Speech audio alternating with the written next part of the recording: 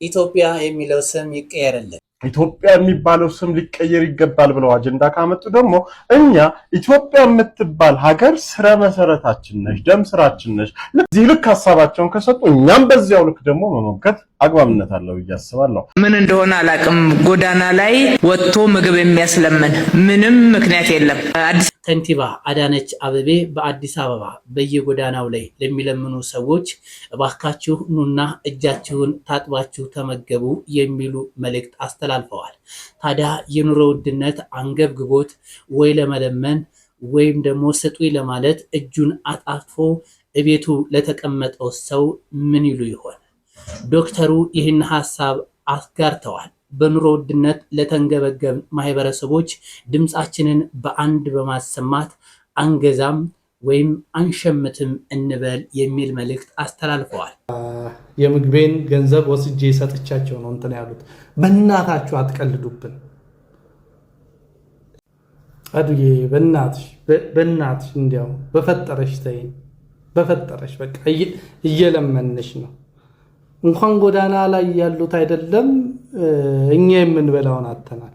እነዚህንና የመሳሰሉትን ቪዲዮዎች እየቀርብ ያለው። ሰላም በዓለም ዙሪያ የምትገኙ ውድ ኢትዮጵያን እንደምን አላችሁ? ሁላችሁንም በያላችሁበት ሰላም ብያለሁ። ይህ ቪዲዮ ደርሷችሁ እየተመለከታችሁ ከሆነ ለማህበረሰቡ ይጠቅማል ብላችሁን ካሰባችሁ ሼር እያደረጋችሁ አጋሩት። ቀጥታ ወደ ቪዲዮዎችን እንሄዳለን። ፍትህ ለወንድሜ በሐርቡ ህዝቡ ግልብጥ ብሎ ወጥቷል። በአማራ ክልል በደቡብ ወሎ ዞን በሐርቡ ህዝቡ ግልብጥ ብሎ ወጥቷል። አንድን ወጣት ነዳጅ ቀዳ ተብሎ የመንግስት ታጣቂዎች ተኩሰው መግደላቸውን ተከትሎ ህዝቡ እንግዲህ እንደዚህ እንደምታዩት ግልብጥ ብሎ ወጥቷል። ፍትህ ለወንድሜ በጥይት ገለውት የመኪና አደጋ ነው ይላሉ፣ ሲፈልጉ ደግሞ ኬላ ጥሶ ነው ይላሉ። ፍትህን ለማጓደል እየሞከሩ ነው። ግን እኛ ፍትህ ነው የምንፈልገው ብለው የሐርቡ ወጣቶች ወጥተዋል። ገዳዩ እንዳይገኝ ብዙ ምክንያት እየፈለጉ ነው። ለህግ አካል እንዲቀርብ ይሄን ቪዲዮ ሼር የአማራ ክልል መንግስት ስራ ፈጠርኩላቸው ያላቸው ሚሊሻዎች ወጣቱን በጥይት እየፈጁ ነው ሲል የአማራ ህዝብ ቅሬታውን እያሰማ ይገኛል። በአካባቢው ማህበረሰብ ዘንድ ትልቅ ቁጣን አስነስቶ ለዚህ በግፍ ህይወቱ ለተነጠቀው ብላቴና እንግዲህ ፍትህ እያሉ በአደባባይ ላይ ይገኛሉ። ይህ በምስሉ ላይ የምትመለከቱት ወጣት ልጅ ሱዳይስ ይባላል። ገና በልጅነቱ መንግስት አሰልጥኖ እና አስታጥቆ ባሰማራው ሚሊሻ በጥይት ተደብድቦ በግፍ ህይወቱን ተነጥቋል ሲሉ ብዙ ህዝብ እንግዲህ ሰላማዊ ሰልፍ ወጥቶ ፍትህ በማለት ላይ ይገኛል። መረጃዎች እንደሚያሳዩት እንዲሁም ደግሞ ከአካባቢው እንደተገኙት ምንጮች ከሆነ ይህ ለግራጋ ወጣት ቤተሰቡን ለማስተዳደር እና ራሱን ለመቀየር የሚሰራበትን ባጃጅ ይዞ ከሐርቡ ወደ ከሚሴ አድርሶ ከከሚሴ ወደ ሐርቡ እየተመለሰ እያለ ነው እንግዲህ ከሌላ ጥሰሃል ቤንዚል ጭነህ ልታመልጥ ነው በሚል ምክንያት እንግዲህ በአካባቢው የሚገኝ ሚሊሻ ግንባሩ ላይ በመተኮስ እንደተገደለ የሚነገረው። ለሟቹ ወጣት ነፍስ ይማር እላለሁ። እናንተ ሀሳብ አስተያየት ካላችሁ ኮሜንት ላይ ጻፉልኝ። ፎሎ ማድረጋችሁ እንዳትረሱ። የመንግስት ኃይሎች ንጹሃንን በተደጋጋሚ እያጠፉ ይገኛሉ። ይህንም ተከትሎ መንግስት አስፈላጊውን እርምጃ እንዲወስድ ጥሪ እየቀረበም ይገኛል። ሁሉም ሰው የራሱ ታሪክ አለው። ሀገር ምጽፍለት፣ ህሊናው የሚጽፈው፣ ቤተሰብ የሚጽፉለት፣ እንዲሁም የዚህ ሰው አሟሟት ደግሞ በሁላችንም ህሊና ውስጥ የሚጻፍ ነው። ሁሴን ይባላል። ቀን ስራ ሰርቶ ምሳውን ለመጉረስ እየጠበቀ ምሳውን ሳያጣጥም ጉልበቱን ጨርሶ እዛው በተደገፈበት አጥር ስር ህይወቱ ያለፈ ግለሰብ ነው። ምናልባትም የታዋቂ ሰዎች፣ የሀገር ባለቤቶች፣ ተወዳጆች እንዲሁም ባለሀብቶች የትኛውም ሰው በየትኛውም ረገድ በየትኛውም ዘርፍ ግለጹት አሟሟታቸው ለአንድ ቀንም ተነግሮ ሰምታችሁ ሊሆን ይችላል። የዚህን ሰው ማንነት ግን እስከዛሬ ድረስ ሰምተነው ላናውቅ እንችላለን። አሟሟቱም ግን ሁሌም በውስጣችን ይቀራል። ግማሾቻችን የወንድ ልጅ ዕጣ ፈንታ ይህ ነው እንላለን። ሌላው የዕለት ጉርስ አጥቶ ለሚለምነው፣ እንጀቱን ቋጥሮ ለሚቆፍረው፣ በልቶ ለማደር ለሚጣጣረው ትልቅ ማስታወሻ የሆነ ሞት፣ ምናልባትም ለቤተሰቦቹ የእግር ሰዓት የሆነ፣ ለአሰሪዎቹ ከህሊናቸው መቼም የማይጠፋ በመሬታቸው ላይ ያለፈች አንዲት ነፍስያ። ከጠዋት እስከ ምሳ ሰዓት በባዶ ሆዱ አንጀቱን ቋጥሮ በኩትኮታ ላይ ያለው ሁሴን ምሳ ቢመጣለት ግን ምሳውም የለም። የለፋበት የላቡ ዋጋ በሞቱ ተደመደመ። እያንዳንዳችን ህይወት ውስጥ በየቀኑ ሁሌም ህይወትን ለማሸነፍ በመሞከርበት ጊዜ አንድ ነገር ከውስጣችን ይሞታል። ለፋንበትን የተጨነቅለትን ብዙ ነገርን የሰዋንለትን ቀምሰን እናድራለን ወይስ ሳንቀምሰው ሞታለን? የሁሴን ሞት ምንም ቢሆን በውስጣችን ብዙ መልእክቶች አሉት። ለፋንለት የደከምንለት ሳንበላው ሞታችንም ሊሆን ይችላል። አንዳንዴ ታሪኮቻችን በእንደዚህ ይደመደማሉ። ከእንደዚህ አይነት ህልፈት ይሰውረን። ይህ የሚኖር ህይወት ነው። ሰላም። ክብርት አዳነች አቤቤ በአዲስ አበባ የሚኖሩ የጎዳና ተዳዳሪዎች እጃችሁን ታጥባችሁ ኑ ምግብ ብሉ የሚል መልእክት ማስተላለፋቸውን ተከትሎ የዋጋ ንረቱን እኛም አልቻልነውም፣ እኛም ተቸግረናል የሚሉ ሀሳቦች እየተነሱ ይገኛሉ። አዱዬ በእናትሽ እንዲያው በፈጠረሽ ተይኝ፣ በፈጠረሽ በቃ እየለመንሽ ነው። እንኳን ጎዳና ላይ ያሉት አይደለም እኛ የምንበላውን አተናል። ይኸውላችሁ አንድ አቬሬጅ ማስተርስ ያለው ልጅ ደሞዙ 18000 ብር ነው። 18000 ብር 16000 ብር የቤት ኪራይ ይከፍላል። ከወር የምትተርፈው 2000 ብር ነች። 1 ሊትር ዘይት 400 እና 500 ብር ነው የሚሸጠው። ጤፍ ስንት እንደሚሸጥ እንቁላል ምናምን ብዬ ያልዘረዘርላችሁ። 1 ሊትር ውሃ 70 ብር ነው የምትሸጠው። እና ተውን እስቲ በቃ ማለት እኛ በተአምር እየኖርን ነው። ጾም ጸሎት እያወጅንም ቢሆን እየተራብንም እየተቸገርንም እንደምንም ብለን እንዳልተቸገረ ሆነን ከዛም ከዚህም እያሟላን በቸርነቱ እየኖርን ነው። የሚያስለምን ነገር የለም ማለት ምን ማለት ነው? እኔ ሁላችሁ በድሉን፣ አስለቅሱን፣ አስርቡን፣ ዝረፉን፣ በቃ ተስፋ ሳጡን፣ ግን አትቀልዱብን ወጣችሁ በሚዲያ ላይ። እኔ ይኸውላችሁ እነዚህ መብያ ሴንተሮችን ለኔ ንገሩ፣ እኔ እየሄድኩኝ እበላለሁ። ማለት ኢትዮጵያ ውስጥ ሰርቫይቭ ማድረግ አልቻልንም። እኔ የማውቃቸው ልጆች አሁን በቀደም ለታ ለትምህርት ቤት መክፈል አቅቷቸው ልጆቻቸው ከትምህርት ቤት እንትን ብለው ቀርተው እኔ ነኝ ብር አውጥቼ በቃ እኔ በእውነት ነው የምላችሁ በቃ አንድ ሳምንት ጾም ጸሎት አውጃለሁ አልበላም ብዬ ያንን ብር አውጥቼ ወስጄ ሰጠኋቸው። እንደዚህ መናገር አልፈልግም ነበር። አንድ ሳምንት ጾም ጸሎት አውጄ ነው ያንን ብር የሰጠኋቸው። በቤቴ ቁጭ ብዬ እየጸለይኩኝ የእግዚአብሔርን ቃል እያነበብኩኝ በቃ የምግቤን ገንዘብ ወስጄ ሰጥቻቸው ነው እንትን ያሉት። በእናታችሁ አትቀልዱብን። ይሁላችሁ ምን አይነት ስርዓት መሰላችሁ ያቋቋማችሁት? ሳሪስ ምናምን ሴተኛ ዳሪዎች ተሰብስበው እየሸጡ ነው። ከአትክልት ተራ ግን ሎሚ አምጥታ ለመሸጥ መንገድ ላይ የምትቆመውን ሴት በርግጫ እያለ እንትን የሚል ደንብ አስቀምጣችሁብን እንዳንሰራ እንዳንበላ ተስፋ እንዳናደርግ እያደረጋችሁን ነው። ከዛ በኋላ የሚያስለምን ምን እንደሆነ አናቅም ትሉናላችሁ። በእናታችሁ ተውን፣ በእናታችሁ በቃ እሺ። የምትራቡት ከተማ እንዲሰራ ነው፣ ለነገ ለልጆቻችሁ ተስፋ ነው ምናምን ብላችሁናል። በቃ ሻመናችሁ፣ እኛ እንሙት ልጆቻችን ይኖሩ፣ ግን አታላቅጡብን። ኢትዮጵያ ውስጥ የሚያስለምን ነገር የለም ትሉናላችሁ እንዴ? 4.8 ሚሊዮን የተፈናቀለ ሰው እኮ ነው ያለው። በየአራቱም አቅጣጫ እኮ ኢትዮጵያ ውስጥ ህዝብ ይገባል። አዲስ አበባ ውስጥ እኮ የስራ አጡ መጠን በጣም ብዙ ነው። ኧረ እግዚአብሔርን ፍሩ ማለት እሺ፣ ህዝብን አትፍሩ። ይህንን ታሪካዊ ኃላፊነት እጃቸው ላይ ያስቀመጠው እግዚአብሔር ነው። ቢያንስ እግዚአብሔርን ፍሩ። በጣም ወድሻለሁ፣ በጣም አከብርሻለሁ። እግዚአብሔር ሞገስና ጥበብን ይስጥሽ። ምን እንደሆነ አላቅም። ጎዳና ላይ ወጥቶ ምግብ የሚያስለምን ምንም ምክንያት የለም። አዲስ አበባ ውስጥ እውነቱን ለመናገር እንደው ጎዳና ላይ የሚያስወጣ ምክንያት አዲስ አበባ ላይ በአሁኑ ሰዓት የለም። ከነኚህ ምገባ ማዕከላቶች ውስጥ ወደ አንዱ ጎራ ብሎ ትኩስ ንጹህ ምግብ፣ የተመጣጠነ ምግብ መመገብ የሚቻልበት ከተማ ሆኗል። ጉዳዩ ለፖለቲካ ፍጆታ ወይም ደግሞ ለፕሮፓጋንዳ ብቻ ካልሆነ ፋንክሽናል ከሆኑ ጥሩ እርምጃ ነው፣ የሚበረታታም ነገር ነው። የራበው ሰው የምግብ ማዕከላት ውስጥ ገብቶ ትኩስ ንጹህ ጽድት ያሉ ምግቦችን ተመግቦ መውጣቱና ከተማው ለዝቅተኛው የህብረተሰብ ክፍል እንደዚህ አይነት ፋንክሽን የሚሰጡ ማዕከላትን መገንባቱና ማስጀመሩ ጥሩ የሚባል እርምጃ ነው። ግን ከዚህ ነገር ጋር ተያይዞ እኔ አንድ ስጋት አለኝ። ይህም ስጋት ምንድነው? ወደፊት የራሱን ምግብ ለመስራት ኢንካም ጀነሬት የሚያደርግ ትውልድ ልናጣ እንችላለን፣ ወይም ደግሞ ለስራ ዝግጁ የሆነ ትውልድ ልናጣ እንችላለን። እንደ መንግስት ማድረግ ያለበት ነገር ምንድነው?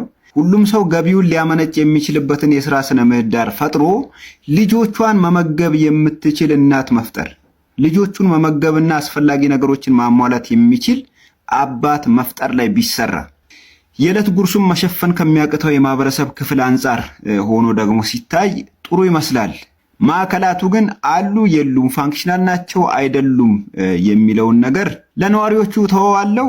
ነገሩ ግን ከታችኛው የማህበረሰብ ክፍል አንጻር ተኩኖ ሲታይ ጥሩ ይመስላል። ዶክተሩ ይህን ሐሳብ አስጋርተዋል። በኑሮ ውድነት ለተንገበገብ ማህበረሰቦች ድምጻችንን በአንድ በማሰማት አንገዛም ወይም አንሸምትም እንበል የሚል መልእክት አስተላልፈዋል። ዶክተር አለማየሁ ዋሴ ሲጀምሩ እንዲህ ብለዋል።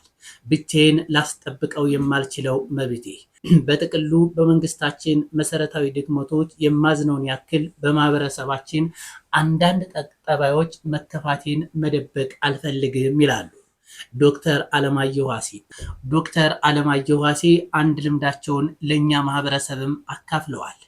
ወደ 20 ዓመት ያክል ወደ ተለያዩ ዓለም ሀገራት ተጉዘዋል። ታዲያ አንድም ከፍ ያለ ጭማሪ አላየሁም ይላሉ።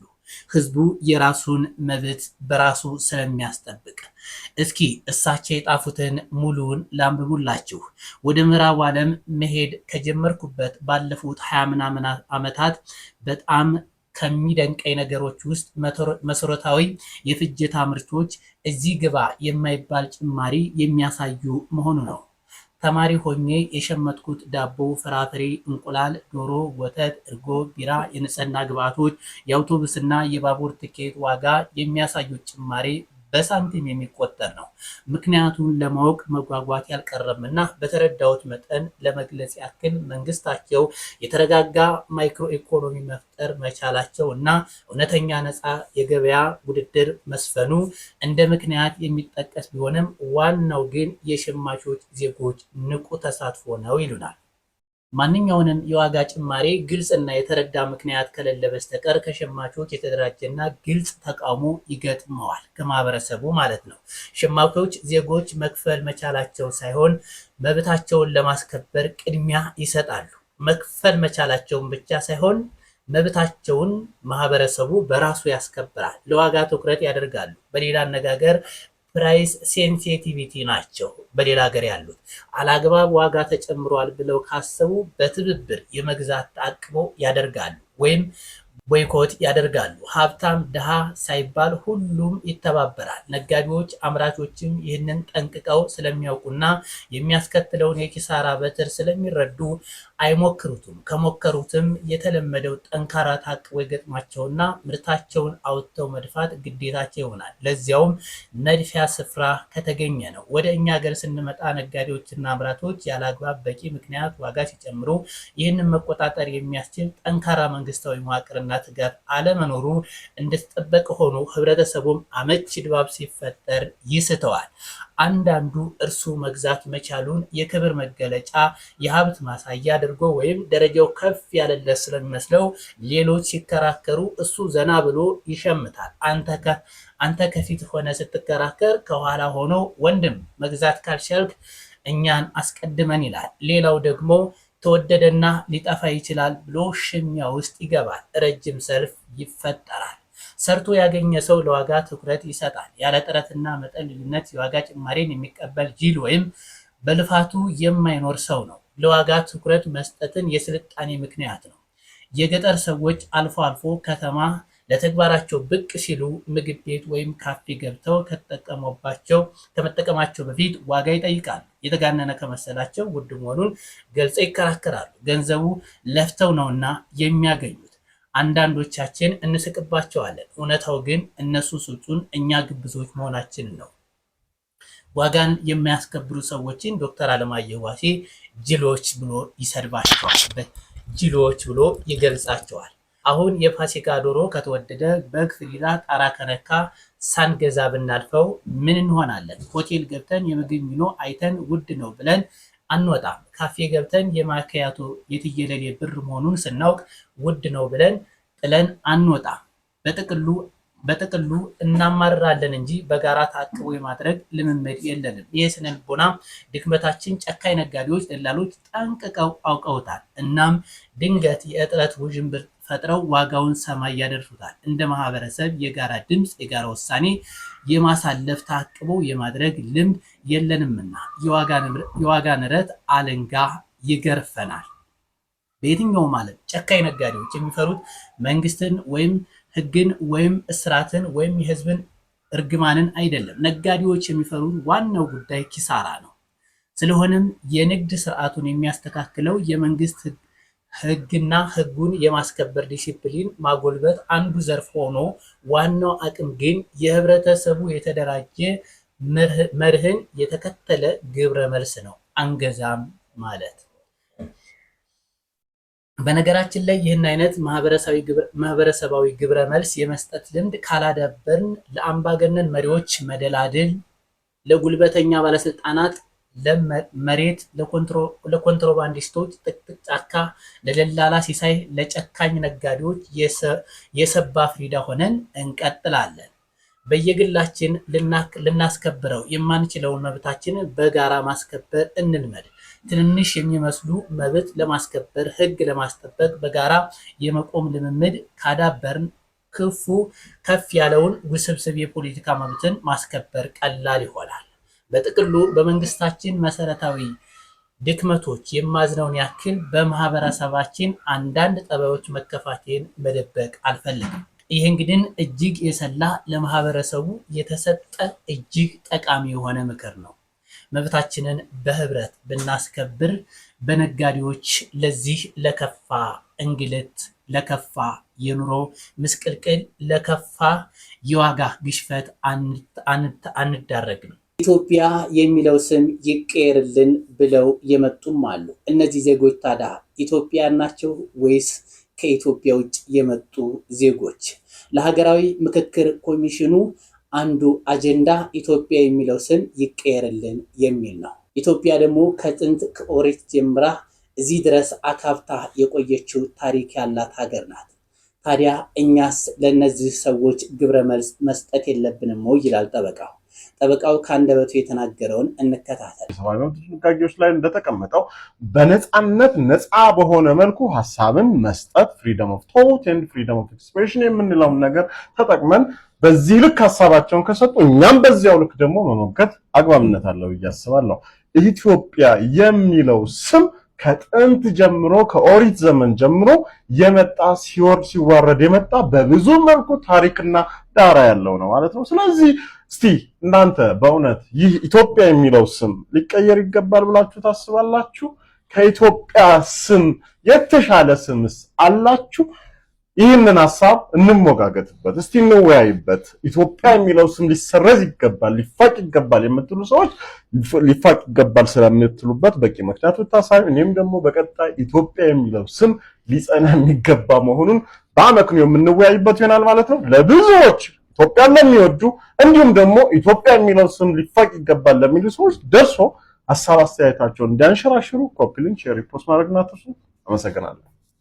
ወንድማችንን እውነት ነው እናመሰግናለን። ኢትዮጵያ የሚለው ስም ከጥንት ጀምሮ በመጽሐፍ ቅዱስ የተጠቀሰና ቀደምት ሀገር የሆነች ስትሆን ይህን ቅዱስ ስም መቀየሩ እጅግ አግባብነት የለውም። ሌላ ሀገር ካላቸው ሌላ ሀገር ሄደው መብታቸውን ቢያስከብሩ ይሻላል። ውድ ኢትዮጵያን እስከዛ ድረስ አብራችሁ ስለቆያችሁ አመሰግናለሁ። በቀጣይ ቪዲዮ እስከምንገናኝ ድረስ ሰላም ቆዩ።